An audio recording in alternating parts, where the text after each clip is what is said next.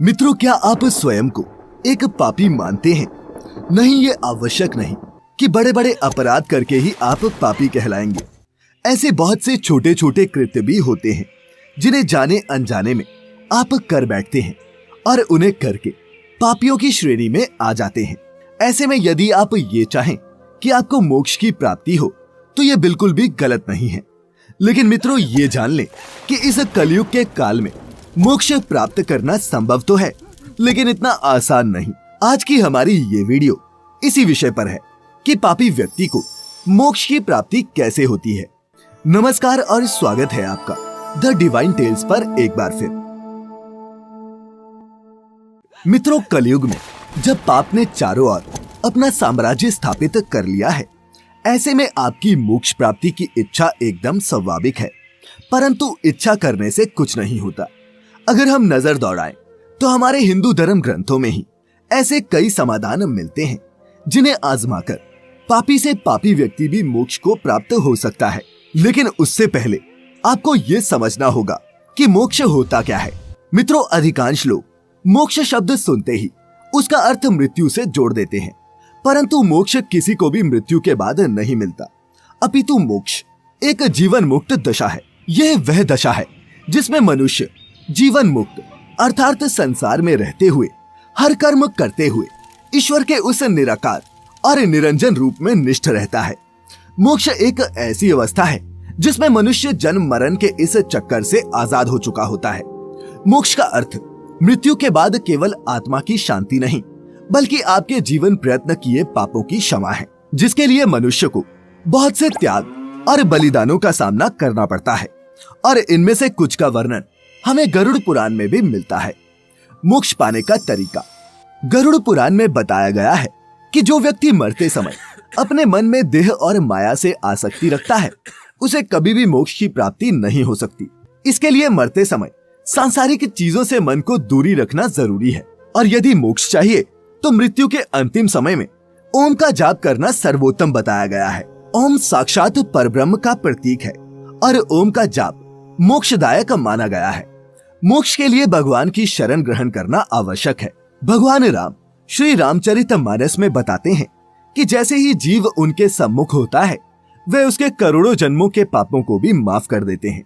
यही नहीं, भागवत गीता में कृष्ण भी कहते हैं कि सारे धर्मों को छोड़कर उनकी शरण ग्रहण करने से वह उसके सब पापों को माफ कर देते हैं।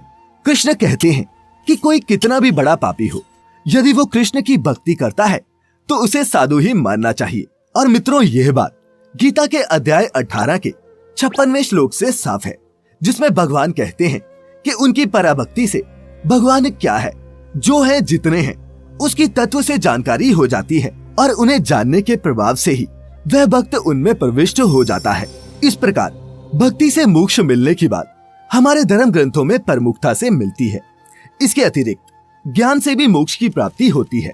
गीता के 4 अध्याय के 36वें श्लोक में श्री कृष्ण का कहना है कि कोई कितना ही बड़ा पापी हो, ज्ञान रूपी नौका से सभी पापों से तर जाता है। और मित्रों, इसी तत्व की प्राप्ति कर्म योगियों को होती है। वह असंग होकर, ममता रहित होकर, फल की इच्छा समाप्त करके दूसरों के लिए कर्म करता है और इसी से उसे मोक्ष मिल जाता है। फिर भले ही उसने अपने जीवन में कितने ही पाप किए हों। राजा जनक इसका एक जीता जागता उदाहरण है। मित्रों, और यदि आप जीते जी मोक्ष प्राप्त करना चाहते हैं तो इसका समाधान भी भागवत गीता में सम्मिलित है। जीते जी कैसे प्राप्त होता है मोक्ष? मित्रों, आज हम भगवान श्री कृष्ण के विभिन्न स्वरूपों और साकारों में पूजा करते हैं, परंतु स्वयं भगवान कृष्ण के मुख से निकली वाणी पर विश्वास करें तो भगवान कृष्ण ने अर्जुन को गीता का उपदेश देते हुए स्पष्ट रूप से कहा था कि मैं जैसा दिखता हूँ वैसा हूँ नहीं। कहने का तात्पर्य यह है कि कृष्ण की भक्ति तो उनके साकार स्वरूपों को आधार बनाकर की जा सकती है, परंतु स्वयं कृष्ण तक पहुंचने के लिए हमें कृष्ण के उस रूप को पहचानना होगा जिसका कोई आकार नहीं, जिसने कभी जन्म नहीं लिया और जिसकी कभी मृत्यु नहीं हुई।